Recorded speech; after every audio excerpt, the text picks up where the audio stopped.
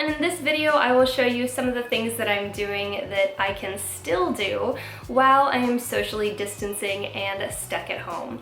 I had a car accident last January and that triggered fibromyalgia. Initially, the pain was pretty severe and then it got better for a little while, and then another flare-up started pretty soon after that one, and that one has lasted for about a year at this point, which is pretty absurd. But that's just because healing isn't always linear and it's not always predictable, and sometimes you have to fix a lot of different things in a lot of different areas because it's all so interconnected. You have to fix your mind, you have to fix your body, you have to feed yourself correctly, and you have to get enough exercise, and that is one of the ways in which I struggle the most when I wake up in pain. So these are some of the things that I do to help manage my pain as soon as I wake up and all the way through the end of the day, and when I can get my pain somewhat under control, I set myself up to have a successful day and be as productive as possible while I'm stuck at home. I hope this video helps you. If you want to see more videos like this one, let me know in the comments below, and let me know things that help you manage your pain if you're in a similar situation. If you have an autoimmune disorder, if you deal with chronic pain, I really want to hear what this community does to come together and share our support for one another and things that might help. Some things work for some people, others work for other people, and I think it's all relevant and it can be really helpful if we come together and share. The single most helpful thing that I can do for my pain management, hands down, is cardio exercise. I usually do an hour on the elliptical at the gym, but I can't do that right now because of the quarantine, so I do an hour jog or a brisk walk, and then I come back and I do YouTube videos because there are so many out there that are great for at-home strength exercises, and so far I haven't lost too much muscle. After that, I usually like to take a magnesium supplement. This one is actually my favorite, but I can't take it anymore because I'm allergic to citric acid, so my husband takes this one, and I just take a regular magnesium tablet. I like to take it after my workouts. Sometimes I need to take it before bed if my pain has gotten a little out of control. After my workouts, I absolutely always have to do some stretching, physical therapy, and yoga.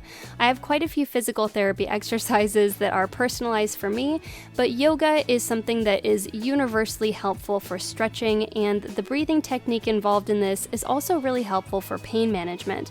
I like to do breathing exercises about every 2 hours, and it just helps to clear my mind and help me recenter, and when I can focus on how I'm really feeling, my pain tends to be less than when I'm running around and overwhelmed. I also like to use my foam roller on my muscles after my workouts because everything tends to get stiff and sore, and my circulation really benefits from this. When I have pain, I tend to get edema, usually from the waist down, and quite severely. So rolling out my muscles helps improve the circulation and prevent this edema. It also keeps my fascia from seizing up. My rheumatologist told me that my fascia tends to bind up on itself very quickly when I'm in pain, and this is one of the best things I can do to prevent that. I do need quite a bit of weight to get my muscles to relax, so sometimes I will put the weight of my other leg on top of my leg and just roll it out as much as I can stand, and it doesn't feel good, but I never regret doing it. I also do a few stretches with my foam roller to just chill out, stretch out my hips, and relax.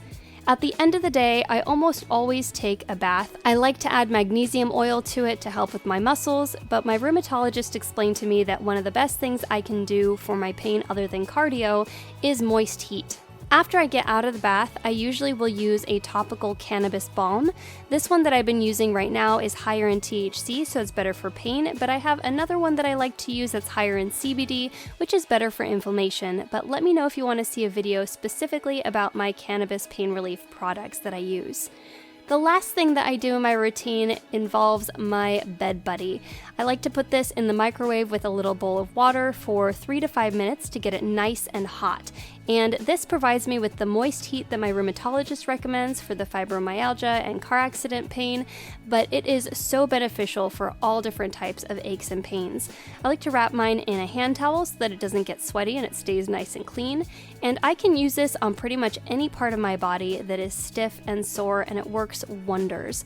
I like that it has these loops on the end, so for instance, if I'm using it on my knee, I can just loop it through itself and it will hold on. And this moist heat tends to just penetrate the joints so much easier than a heating pad does. It also works really well for menstrual cramps. I'll just lay on it or put it across my hips. And since my right hip tends to give me the most trouble with pain lately, I will usually just tie it around my waist with an elastic, and it stays right where I need it. I can even fall asleep with this on and it's not going to get tangled up.